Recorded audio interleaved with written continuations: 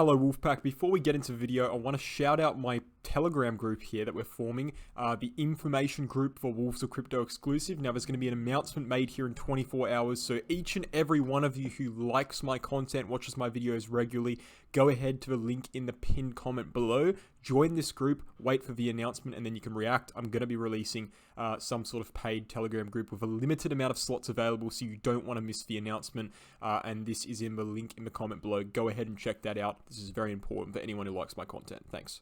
Getting straight into Bitcoin though, we do have a terrible daily candle close for Bitcoin, but a lot of interesting things have been happening behind the scenes on the shorter term timeframes and also with the DXY, as I've covered in last night's video. But first and foremost, the daily candle for Bitcoin has closed in basically the worst way it could have possibly closed. And I mean that quite literally, okay? We've had a sizable wick to the upside, a red candle, and a rejection off of 45.5k, which is this thick pink line, which, as you can see, held for support throughout the entirety of December, also held as resistance throughout the entirety of the February moves, and now is acting as resistance once again with a strong wick and rejection off of it.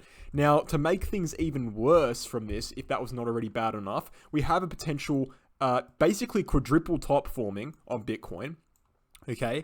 And I don't think it's an ascending triangle formation. A lot of people would say, well, why isn't this an ascending triangle formation? Because there's no real clear way to draw where the bottom of this triangle would be. Also, you don't typically see descending volume on ascending triangle formations. You also don't typically see bearish divergence, which we have as well, on ascending triangle formations. And so, no, I don't think it's an ascending triangle formation. But what I do think is that Bitcoin is in a very, very, very uncomfortable position, lodged below resistance, with a lot of people getting bullish again on Bitcoin at the wrong time. We need to be breaking 45.5k and closing above it in order to maintain the upwards trend on Bitcoin, and in order to retest 47k, which, you know, would be kind of expected at this point. But now with this rejection, we have to take a step back and kind of wonder, what's the point? What's the point? Why would we buy into this? You know, it looks terrible, and even if it looks good, and even if we do break above 45.5k, you know, going to 47k is only an 8% move, and then we're probably going to get rejected there from the 50-week SMA. So, you know, regardless of what your views are on Bitcoin right now, you have to admit that the daily candle does not look good. We've closed just below bull market support. We've rejected from major resistance,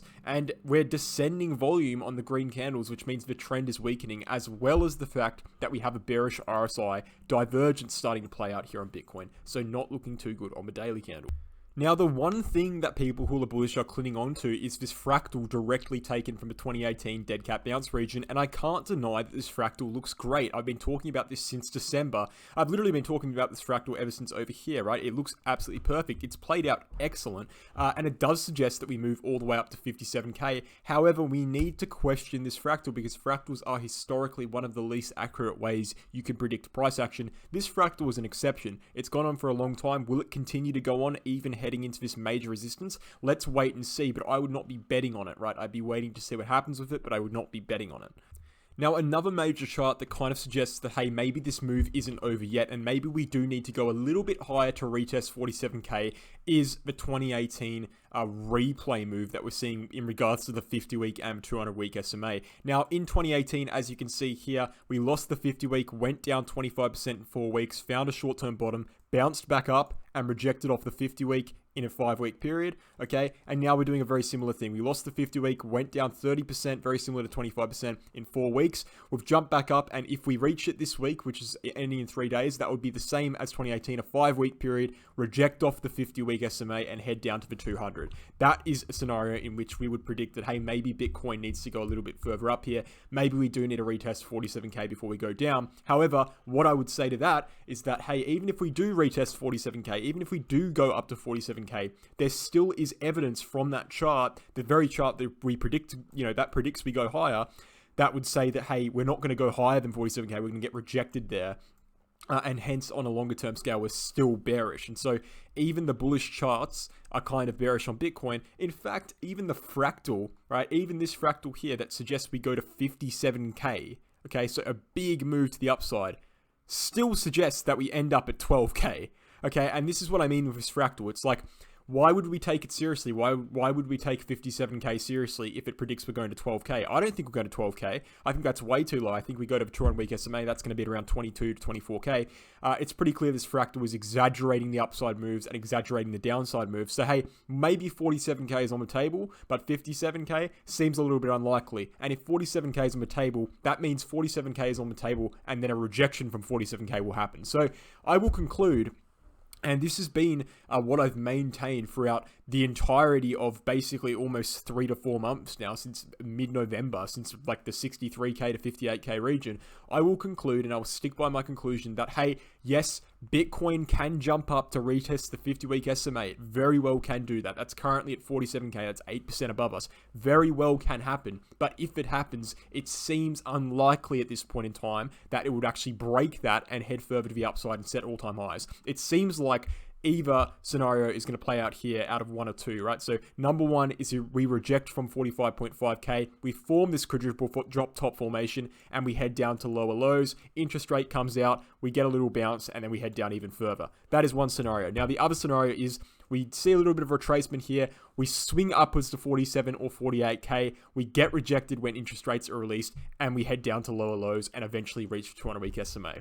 Now, in both scenarios, we reach for 200-week SMA. In one scenario, it takes a little bit longer, and we see a little bit of a bounce beforehand. Now, which one do I think is more likely? I can't tell you at this point in time. There's not enough evidence for each one that dramatically outweighs the other. If I had to guess, if I had to give you a prediction, I would probably say the 47k retest scenario is slightly more likely.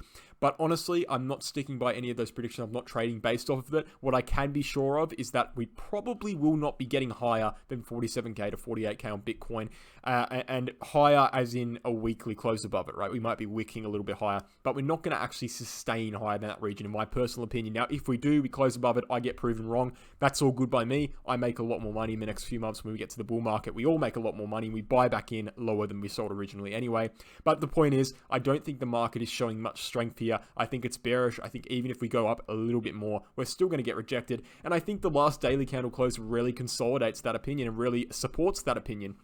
You know, we simply just cannot sit here and say that a bearish divergence on Bitcoin going into a quadruple top formation while we're rejecting off bull market support and major resistance is bullish. How is this bullish? It doesn't make sense to me. And that's what I ask you guys. And if you guys are bullish, please give me an explanation for it. I'd love to see your guys' opinion. But at this point in time, I simply just don't see the strength on Bitcoin.